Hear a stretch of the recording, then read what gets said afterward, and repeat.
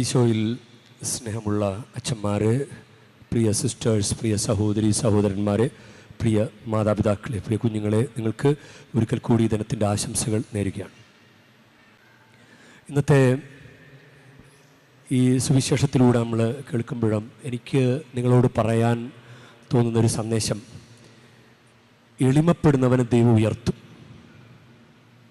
സ്നാപയോഹന്നാൻ്റെ വെളിപ്പെടുത്തലുകളും അസന്നിഗ്ധമായിട്ട് പ്രഖ്യാപിച്ചു. അസന്നിഗ്ധം എന്ന് പറഞ്ഞു കഴിഞ്ഞാൽ ഒരു സംശയമില്ലാതെ പറഞ്ഞു, ഞാൻ ക്രിസ്തുവല്ല. ചിലപ്പോൾ നമ്മുടെ ഈ കാലയളവിലൊക്കെ ക്രിസ്തുവാണോ എന്ന് ചോദിച്ചു കഴിഞ്ഞാൽ ഇരിക്കട്ടെ, ആ ഒരു ക്രെഡിറ്റ് ഇരിക്കട്ടെ, അവർക്കറിയാൻ പാടില്ലെങ്കിൽ അവർക്കറിയില്ലല്ലോ, ഇനി അങ്ങനെ തന്നെ ഇരിക്കട്ടെ എന്ന് പറഞ്ഞ് നമുക്ക് അർഹിക്കാത്ത ഒരു മേന്മ നമ്മിലേക്ക് സ്വീകരിക്കാൻ ചിലപ്പോൾ ഒരു ടെൻഡൻസി വരാം. സംശയമില്ലാതെ പറഞ്ഞു, ഞാൻ അവനല്ല, ഞാൻ ഈശോ അല്ല, ഞാൻ വെറും ശബ്ദം മാത്രമാണ്. ഇതാണ് എളിമ. കരിസ്മാറ്റിക് നവീകരണത്തിൻ്റെ ഭാഗമായിട്ടൊക്കെ അച്ഛന്മാരുടെ കൂടെ, ധ്യാന ഗുരുക്കന്മാരുടെ കൂടെയൊക്കെ പ്രവർത്തിക്കുന്ന ഒരു സാഹചര്യം ഉണ്ടായപ്പോൾ എനിക്ക് അവർ ശുശ്രൂഷകരെ കൂട്ടമായിട്ട് വിളിച്ച് ഉപദേശിക്കും. ചിലപ്പോൾ ചില ധ്യാനങ്ങളിലൊക്കെ ഈവനിങ്ങളിൽ അവരൊരുമിച്ച് കൂടി വേണ്ട നിർദ്ദേശങ്ങൾ കൊടുക്കുന്ന കൂട്ടത്തിൽ ഒരു പ്രസിദ്ധനായ ധ്യാനഗുരു ശുശ്രൂഷകരോട് പറഞ്ഞ ഒരു വചനം ഞാൻ ഓർക്കുകയാണ്. അത് റോമാക്കാർക്ക് എഴുതിയ ലേഖനം 12-ാം അധ്യായം 3-ാം വാക്യം. ഉള്ളതിലധികം മേന്മ ആരും ഭാവിക്കരുത്. അപ്പോൾ എന്തോ ഒരു മിസ്റ്റേക്ക് അവരുടെ ഭാഗത്തു നിന്ന് വന്നിട്ടുണ്ട്. അതായത് ആ ശുശ്രൂഷയുടെ ഭാഗമായിട്ടങ്ങ് നിൽക്കുമ്പോൾ എന്തോ വലിയ സംഭവമാണ് തങ്ങൾ എന്ന് കുറേ പേരെങ്കിലും ചിന്തിച്ചിട്ടുണ്ട്. അത് അച്ഛന് മനസ്സിലായത് കൊണ്ടാണ് അച്ഛൻ അങ്ങനെ അവർക്കൊരു പൊതുവായ നിർദ്ദേശം കൊടുത്തത്. ഉള്ളതിലധികം മേന്മ നടിക്കരുത്. ഞങ്ങൾ വലിയ സംഭവമാണെന്ന രീതിയിൽ സംസാരിക്കുകയും ശുശ്രൂഷകളിൽ ഇടയ്ക്ക് അത് അവരെ സമീപിക്കുന്ന ആളുകളോട് അത് പ്രകടിപ്പിക്കുകയും ചെയ്തത് ശ്രദ്ധയിൽപ്പെട്ടതുകൊണ്ടാണ് ആ ധ്യാനഗുരു അങ്ങനെ പറഞ്ഞത്. സുഭാഷിതങ്ങൾ പുസ്തകം 3-ാം അധ്യായം 7-ാം വാക്യം, ജ്ഞാനി എന്ന് സ്വയം ഭാവിക്കരുത്. പ്രഭാഷകന്റെ പുസ്തകം 32-ാം അധ്യായത്തിൽ 9-ാം വാക്യത്തിൽ നമ്മുടെ സ്നാപയോഹന്നാനോട് ചേർന്ന് ചിന്തിക്കാവുന്നൊരു വചനമുണ്ട്. മഹാന്മാരോട് ഇടപെടുമ്പോൾ തുല്യത ഭാവിക്കരുത്.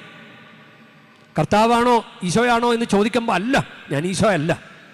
വേണമെങ്കിൽ സ്നാപയോഹന്നാൻ ഇങ്ങനെ ചിന്തിക്കാമായിരുന്നല്ലോ, ഞാൻ ഉദരത്തിൽ പരിശുദ്ധാത്മാവിൽ നിറഞ്ഞ് കുതിച്ച് ചാടിയ ആളാണ്, അങ്ങനെ ചില്ലറക്കാരനല്ല ഞാൻ, അങ്ങനെ പറയാമായിരുന്നു ഇല്ലേ?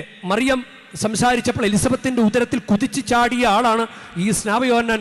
ഇന്ന് പറയുന്നത്, ഞാൻ ഒരു സംശയമില്ലാതെ ഞാൻ പറയുന്നത്, ഞാൻ ക്രിസ്തുവല്ല, ഞാൻ വെറും ശബ്ദം മാത്രമാണ്. ബൈബിളിൽ അങ്ങനെ നോക്കുമ്പോൾ നമുക്ക് കുറേ വ്യക്തികളെ നമുക്ക് കാണാൻ സാധിക്കും. എളിമപ്പെട്ടത് വഴി അവർക്ക് കയറിപ്പോരാൻ പറ്റിയത്.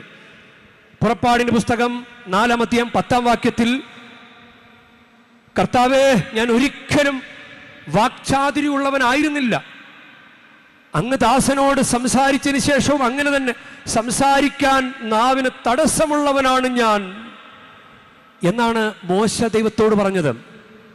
യേശയ്യാ പ്രവാചന പുസ്തകം 6-ാം അധ്യായം 5-ാം വാക്യത്തിൽ, ഞാൻ അശുദ്ധമായ അധരങ്ങളുള്ളവനും അശുദ്ധമായ അധരങ്ങളുടെ ഉള്ള ആളുകളുടെ മധ്യ വസിക്കുന്നവനുമാണ്. ജെറമ്യ പ്രവാചന പുസ്തകത്തിൽ ജെറമ്യായും എങ്ങനെയാ പറയാം, 1-ാം അധ്യായം 6-ാം വാക്യത്തിൽ, ഞാൻ വെറും ബാലനാണ്, എനിക്ക് സംസാരിക്കാൻ പാടവമില്ല. ഇവരുടെ ഒരു കണ്ടീഷൻ എളിമപ്പെടുത്തിയത് കൊണ്ടാണ് അവർക്ക് കയറിപ്പോരാൻ പറ്റിയത്. ഇപ്പോൾ മറിയത്തിൻ്റെ അടുക്കൽ ദൈവദൂതൻ വന്ന് പറഞ്ഞത്, ദൈവകൃപ നിറഞ്ഞവളെ എന്നല്ല വിളിച്ചത്, ദൈവകൃപ നിറഞ്ഞവളെ. മറിയം അത് ഒരു മുറുകെ പിടിക്കേണ്ട കാര്യമായി കരുതിയില്ല. മറിയം എന്താ പറഞ്ഞത്? ഞാൻ കർത്താവിൻ്റെ ദാസിയാണ് എന്നാ പറഞ്ഞത്. ഞാൻ കർത്താവിൻ്റെ ദാസി. ദൈവം പറയാണ് ദൈവകൃപ നിറഞ്ഞവൾ എന്ന് പറയുമ്പോൾ മറിയം പറയാണ്, ഞാൻ കർത്താവിൻ്റെ ദാസിയാണ്. രക്ഷപ്പെട്ടു പോരാൻ തടസ്സമായിട്ട് നിൽക്കുന്ന ഒരു 3 കാര്യങ്ങൾ ഞാൻ ശ്രദ്ധയിലേക്ക് കൊണ്ടുവരാൻ ആഗ്രഹിക്കുകയാണ്. ഒന്ന്, രക്ഷപ്പെട്ടു പോരാൻ നമ്മൾ തമ്പുരാൻ്റെ മുമ്പിൽ നിൽക്കുമ്പോൾ, ഈ തീർത്ഥാടന കേന്ദ്രത്തിലായിരിക്കുമ്പോൾ നമുക്ക് പറയാവുന്നൊരു കാര്യം, കർത്താവേ, എനിക്ക് കഴിവില്ല കർത്താവേ, എനിക്കൊരു കഴിവുമില്ല കർത്താവേ, എന്ന് പറഞ്ഞ നല്ലതാ. ഈ ഒരു താലന്ത് കിട്ടിയവൻ അവനൊന്നും പറഞ്ഞില്ല, തമ്പുരാനെ എനിക്ക് ഒരു താലന്ത് കൊണ്ട് ഇതെങ്ങനെ പെരുപ്പിക്കണമെന്ന് എനിക്കറിയില്ല. വിദ്യാഭ്യാസമുണ്ടാകിയല്ല, ചിലപ്പോ വിവാഹത്തിനൊക്കെ കുറെ തടസ്സങ്ങൾ കാണാം, ജോലി കിട്ടാത്തതിന് കുറെ തടസ്സങ്ങൾ കാണാം. കർത്താവെ എനിക്കൊരു കഴിവുമില്ല, കർത്താവെ എൻ്റെ ഈ അവസ്ഥയിൽ നിന്ന് എന്നെ രക്ഷിക്കണം. ഞാൻ ഈ അവസ്ഥയിൽ നിന്നുകൊണ്ട് പറയുകയാണ്, കഴിവില്ലാത്തവൻ വലിയ ഗമയിൽ അങ്ങ് ജീവിച്ചു കഴിഞ്ഞാൽ ചിലപ്പോൾ കർത്താവിന് അനുഗ്രഹം വന്നു ചേരണമെന്നില്ല. ഇനി രണ്ടാമത്തെ ഒരു കാര്യം, അപ്പം കഴിവില്ലെന്ന് പറയണം ഒന്നാമത്തെ കാര്യം. രണ്ടാമത്തെ കാര്യം, നമുക്ക് ചില ധിക്കാരം നിറഞ്ഞ വർത്തമാനങ്ങൾ, അത് വിവേകരഹിതരായ കന്യകളിലെ വിവേകമതികൾ, വെറുതെ ഒന്ന് ചിന്തിച്ചേ, വിവേകമതികൾ കൂടെ എണ്ണ കൂടെ കൊണ്ടുപോയി. അപ്പോൾ വിവേകമതികൾ വിവേകരഹിതരോട് പറഞ്ഞിട്ടുണ്ടാകാം ചിലപ്പോൾ, മക്കളെ എണ്ണ കൂടെ എടുത്തോ, ഒരു വഴിക്ക് പോവുകയല്ലേ, എണ്ണ കൂടെ എടുത്തോ.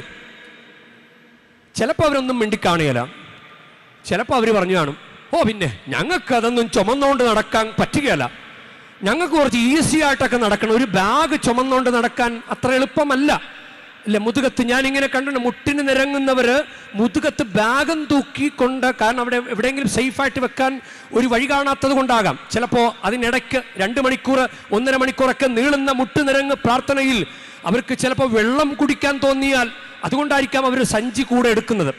അപ്പോൾ ഒരു ഭാരം ചുമന്ന് നടക്കാൻ ചിലപ്പോൾ വിവേകരഹിതർ അങ്ങനെ പറഞ്ഞു കാണും. ഒരു കിട്ടിയ ഉപദേശം, മക്കളെ നേരെ നോക്കി നടക്കുക, പള്ളിയിലൊക്കെ പോ മക്കളെ, ഒന്ന് കുമ്പസാരിക്ക്, നന്നായിട്ട് പഠിക്കു കുഞ്ഞെ എന്നൊക്കെ പറഞ്ഞത്, ഓ പിന്നെ എനിക്കിഷ്ടമുള്ളതുപോലെ ഞാൻ ചെയ്യും. അങ്ങനെ ചിലപ്പോൾ ധിക്കാരം പറഞ്ഞത് കൊണ്ടാണെങ്കിലോ രക്ഷപ്പെടാത്തത്.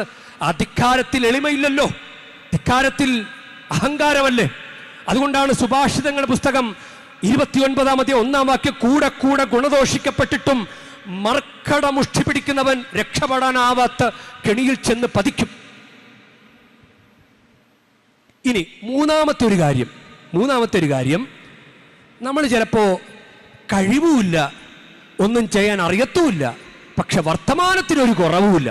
അങ്ങനെയാണെങ്കിലോ, ഈ ഒരു താലന്ത് കിട്ടിയവൻ 2 താലന്ത്, ആദ്യത്തെ 2 പേരുണ്ടല്ലോ, 5 ഒക്കെ കൊടുത്തവര്, അവര് ഒന്നും മിണ്ടുന്നതായിട്ട് ബൈബിളിൽ പറയുന്നില്ല. പക്ഷെ 1 കിട്ടിയവൻ ഭയങ്കര വർത്തമാനമാണ്. വിതയ്ക്കാത്തടത്തുനിന്ന് കൊയ്യുന്നവനും വിതറാത്തടത്തുനിന്ന് ശേഖരിക്കുന്നവനുമായ കഠിന ഹൃദയനാണ് നീ എന്ന് ഞാൻ അറിഞ്ഞു എന്ന് പറഞ്ഞിട്ട് അവൻ ഭയങ്കര വർത്തമാനമാണ്. അപ്പോൾ ഒരു വിമർശനമുണ്ട് അതിൻ്റെ അകത്ത്. വിമർശനം ഒഴിവാക്കിയാൽ ചിലപ്പോൾ രക്ഷപ്പെടാൻ പറ്റും. ഞാനിങ്ങനെ ശ്രദ്ധിച്ചിട്ടുണ്ട്, ഇപ്പോൾ വഴിവക്കിലൊക്കെ ഇരിക്കുന്ന വലിയ അപ്പുപ്പന്മാരും ചേട്ടന്മാരും സായാഹ്ന വേളകളിലോ അവരുടെ ചായ കുടിക്കാൻ പുറത്തേക്കിറങ്ങുന്ന വേളകളിലോ വഴിവക്കിലിങ്ങനെ ഇരിക്കും. അവർ ചിലപ്പോൾ ആർട്ടിഫിഷ്യലായിട്ട് എന്തെങ്കിലും ഇരിപ്പിടക്കണൊക്കെ ഉണ്ടാക്കി അവരങ്ങനെ ഇരിക്കും. അവർ വഴി പോകുന്നവരൊക്കെ കമൻ്റ് അടിക്കും. അവർ ചിലപ്പോൾ നാട്ടിലുള്ള ആരെങ്കിലും വിമർശിച്ചുകൊണ്ടിരിക്കും. അപ്പോൾ അങ്ങനെ ഇരിക്കുന്നവരെ പണ്ടും അങ്ങനെ ഇരുന്നിട്ടുള്ളവരാണ്. പണ്ടും വഴിവക്കിലിരുന്ന് വിമർശനങ്ങൾ നടത്തിയിട്ടുള്ളവരാണ്. അവർക്കൊരു PSC പരീക്ഷ എഴുതാൻ പോലും പറ്റിയിട്ടുണ്ടാകിയല്ല. കാരണം ആ കൂട്ടത്തിൽ നിന്നൊരു നന്മ പോലും ഉണ്ടാകിയല്ല. അങ്ങോട്ടും ഇങ്ങോട്ടും വിമർശിച്ച് നമ്മളൊന്ന് ചിന്തിച്ച്, നമ്മൾ രക്ഷപ്പെടാത്തതിൻ്റെ ഒരു കാരണം വിമർശനമാണ്. വെറുതെ ഇങ്ങനെ വിമർശിച്ചുകൊണ്ടിരിക്കുക. വിമർശനം ഒഴിവാക്കിയാൽ നമുക്ക് രക്ഷപ്പെടാൻ എളുപ്പമാണ്. മറിയത്തിൻ്റെ ഈ ആറ്റിറ്റ്യൂഡ്, എളിമപ്പെടാനായിട്ടുള്ള, ഞാൻ ഒന്നുമല്ല, ഞാൻ ദാസിയാണ് എന്ന് പറയുന്ന അങ്ങനെ ഒരു ആറ്റിറ്റ്യൂഡിലേക്ക് നമ്മൾ വന്നു കഴിഞ്ഞാൽ ദൈവത്തിന് പ്രവർത്തിക്കാൻ എളുപ്പമാണ്. കഴിവില്ലെന്ന് പറയുക. ഇനി കിട്ടുന്ന ഉപദേശമൊക്കെ തള്ളിക്കളയല്ലേ, കിട്ടുന്ന ഉപദേശമൊന്നും തള്ളിക്കളയരുത്, അത് രക്ഷപ്പെടാനുള്ള വഴിയായിരിക്കും.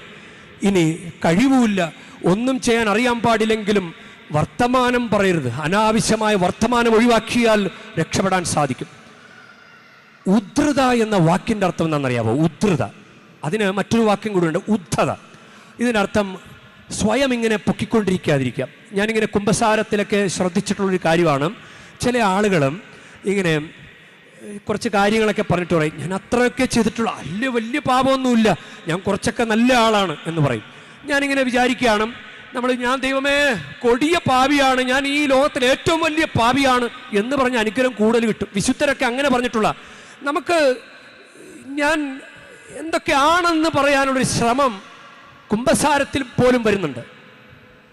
നമ്മളിങ്ങനെ പള്ളിയിലൊക്കെ കണ്ടിട്ടില്ലേ? പള്ളിയിലൊക്കെ ചില ആളുകൾ, ഞാൻ പണ്ട് അങ്ങനെ ചെയ്തതാണ്, ഞാനാണ് പള്ളിക്കിത് കൊടുത്തത്, ഞാനാണ് ഇവിടെയൊക്കെ വലിയ കാര്യങ്ങൾ ചെയ്തത് എന്ന് പറയുമ്പോഴും ഓർക്കണം, ഇപ്പോഴും നീ എങ്ങനെയാണ്? ഇപ്പോഴും കർത്താവിന് മുമ്പിൽ നീ എങ്ങനെയാണ്? നീ കർത്താവിനോട് കൂടെയാണോ? ഇങ്ങനെയൊക്കെ പറയുന്നതിൻ്റെ പിന്നിലുള്ള കാര്യം എന്താണെന്നറിയോ? നമുക്ക് വിട്ടുകൊടുക്കാൻ പറ്റുന്നില്ല. നമ്മൾ എവിടെയെങ്കിലുമൊക്കെ നമ്മൾ കുറച്ച് മേന്മയുള്ളതാണെന്ന് നടിക്കാനുള്ള ശ്രമമാണത്. ഉദ്ധൃതയാകാതെ ഉന്നത പുത്രനെ ഉദരത്തിലന്നു നീ സംവഹിച്ചു. മറിയത്തെക്കുറിച്ച് പാടി ഒരു പാട്ട് ഒരു കൊച്ചി രൂപതയില് ലൂക്കച്ചൻ മാർക്കച്ചൻ അവരുടെ ഒരു സഹോദരൻ ട്യൂൺ ചെയ്ത പാട്ടാണിത്. ലൂക്കച്ചനാണ് ഇത് വരികൾ എഴുതിയത്. കൊച്ചി രൂപത ലൂക്ക് പുത്തമ്പറമ്പിലച്ചനാണ് ഈ വരികൾ എഴുതിയത്. വളരെ വ്യത്യസ്തമായൊരു ഗാനമാണ്. അഹങ്കാരിയാകാതെ ഉന്നതപുത്രന് ഉദരത്തിൽ അന്ന് നീ സംഭവിച്ചു. ഉദ്ധൃതയാകാതെ ഉന്നതപുത്രന് ഉദരത്തിലന്നു നീ സംവഹിച്ചു. ഉള്ളം കനിഞ്ഞു നീ ഉൾക്കാഴ്ചയേകണേ, ഉള്ളതിൽ തൃപ്തരായി മേവിടുവാൻ, ഉള്ളതിൽ തൃപ്തരായി മേവിടുവാൻ. ഉദ്ധൃതയാകാതെ ഉന്നത പുത്രനെ ഉദരത്തിലന്നു നീ സംവഹിച്ചു.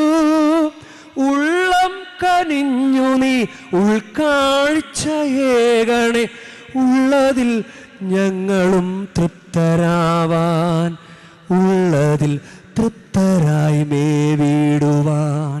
നമുക്കതുകൊണ്ട് പ്രത്യേകം പ്രാർത്ഥിക്കാം. നമ്മൾ ആയിരിക്കുന്ന അവസ്ഥകളോടുകൂടെ കർത്താവിന് മുമ്പിലായിരിക്കാം. അതങ്ങ് പറഞ്ഞാൽ മതി, കർത്താവ് നമ്മൾ അനുഗ്രഹിക്കും.